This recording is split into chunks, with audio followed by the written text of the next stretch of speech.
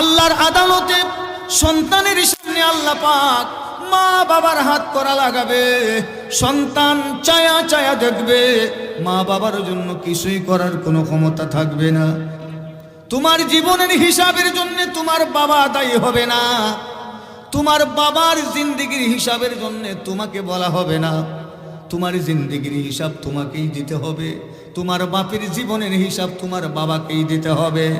হয়তোবা দুনিয়ার জমিনে আমরা নিজের চোখে দেখতে পারি, কোনো কারণে হোক অকারণে হোক আমার সন্তানটা যদি আসামি হয়ে যায়, পুলিশ যদি আমার বাড়িতে এসে ভিড় জমায়, আমার কিন্তু কলিজা পাঠিয়ে যায়। আমি বাবা হয়ে দুনিয়াতে বেঁচে থাকতে আমার সন্তানের হাতে হাত করা লাগাবে পুলিশ, আমার ছেলেটাকে হাত করা লাগাইয়া টানিয়া টানিয়া জেলখানায় নিয়ে যাবে। এটা আমার বরদাস্ত হবে না, নাকি হবে? হবে না।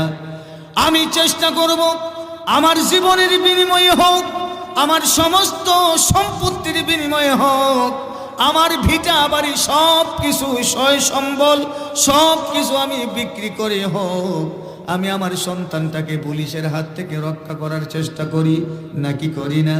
আমি করি। যেভাবেই হোক, যে কোনো তার মূল্যতে হোক না কেন, আমার সন্তানকে আমি জেলখানা থেকে আমি রক্ষা করার জন্যে, পুলিশের হাত করা থেকে আমি রক্ষা করার জন্যে চেষ্টা করি।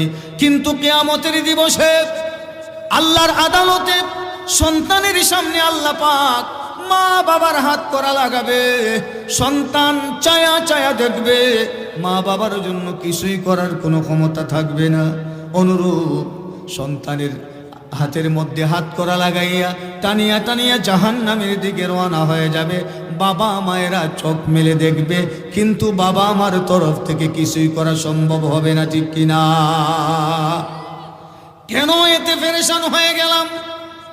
দুনিয়ার জন্য আমরা কেন এত পাগল হয়ে গেলাম?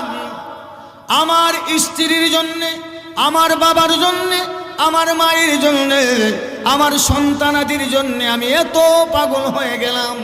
সন্তানকে ভালো করে রাখার জন্যে, সন্তানকে সুখ দেওয়ার জন্যে, আমি আমার পরিবারকে শান্তি দেওয়ার জন্যে বেঈমানি করলাম, মিথ্যা কথা বললাম, সুদ খাইলাম, ঘুষ খাইলাম, নামাজ ছাড়লাম, মিথ্যাবাদী নিজেকে নিজে সাজালাম, যা মনে চায় তাই আমি করলাম।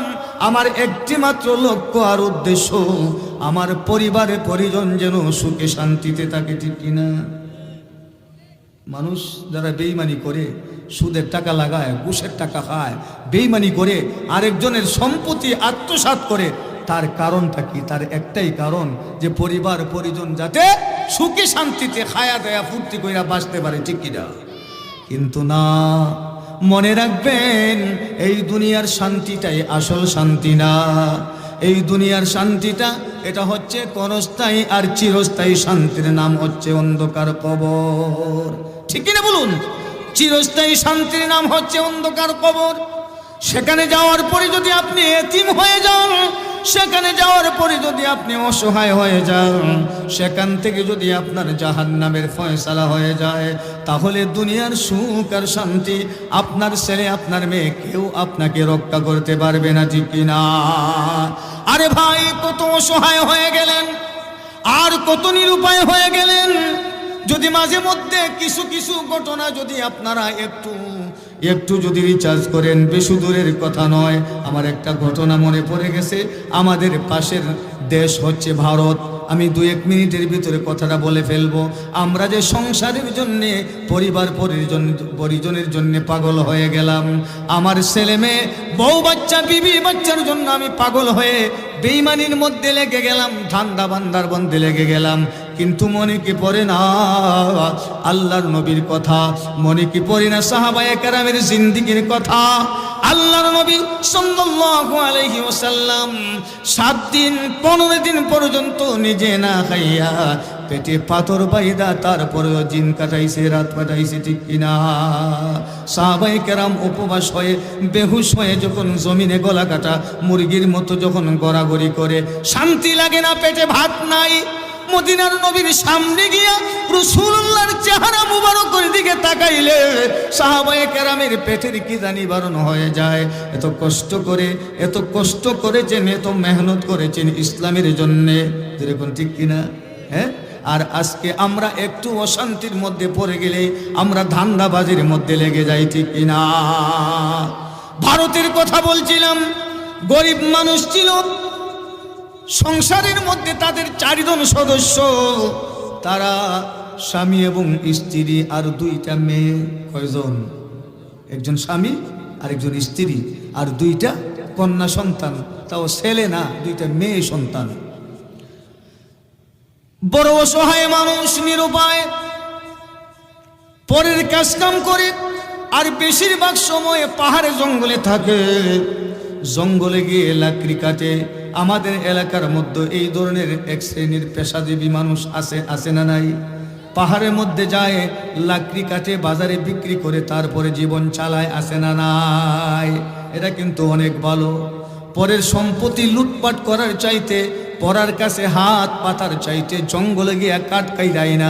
এই এমত অবস্থায় যদি মৃত্যু হয়, আর বেশি লাগবে না, 5 ওয়াক্ত নামাজ হইলেই যথেষ্ট হবে, যেরকম ঠিক কিনা? কিন্তু নামাজ পড়লেন, রোজা রাখলেন, হজ করেন, যাকাত দিলেন, সব কিছু করলেন, রমজানে 30টা রোজাও রাখলেন, কিন্তু মাঝে মাঝে সুদের টাকা লাগাইলেন। মনে রাখবেন, এই সুদ লাগানোর কারণে আপনার সব আমল বরবাদ হয়ে গেল, ঠিক কিনা? আমার নবীর শিক্ষা এই শিক্ষা নয়, আমার নবীর আদর্শ এই আদর্শ নয় যে তুমি নামাজও পড়বাই আবার সুদও খাইবাই। এটা কোনো কথা নাকি? নামাজ পড়বেন আবার সুদও খাইবেন? এটা কি কোরআনের কোথাও কোনো জায়গার মধ্যে উল্লেখ আছে? না। কি নামাজ আপনি পড়লেন, কোন ধরনের রোজা আপনি রাখলেন, কোন ধরনের হজ আপনি করলেন, আর কি ধরনের যাকাত আপনি দিলেন, যেই নামাজে আপনাকে সুদ থেকে বিরত করতে পারলো না, ঠিক কিনা বলুন? এটা আমার নবীর আদর্শ না। এই জন্য কোনো পাগল বলে, মদিনায় নবী এলো মা আমেনার ঘরে, হাসিলে হাজার মানি কাঁদিলে মুক্তা ঝরে, হাসিলে হাজার মানি কাঁদিলে মুক্তা ঝরে। ও দয়াল মুর্শিদ যার সকা, তার কিসের ভাবনা, আমার মুর্শিদ যার সকা, তার কিসের ভাবনা। আমার হৃদয় মাঝে কাবা, নয়নে মদিনা, আমার হৃদয় মাঝে কাবা, নয়নে মদিনা।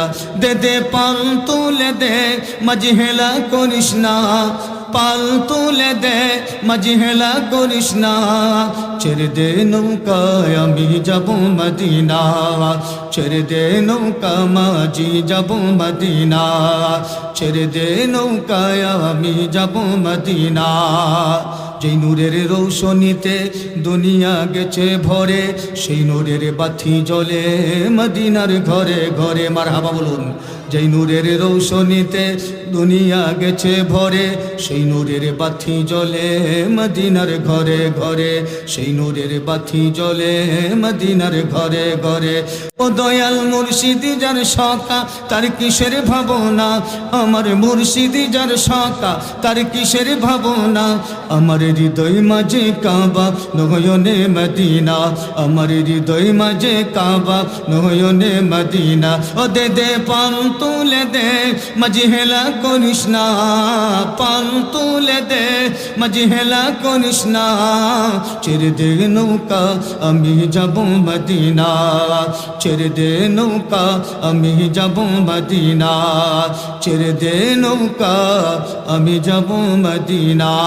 মারহাবা বলুন।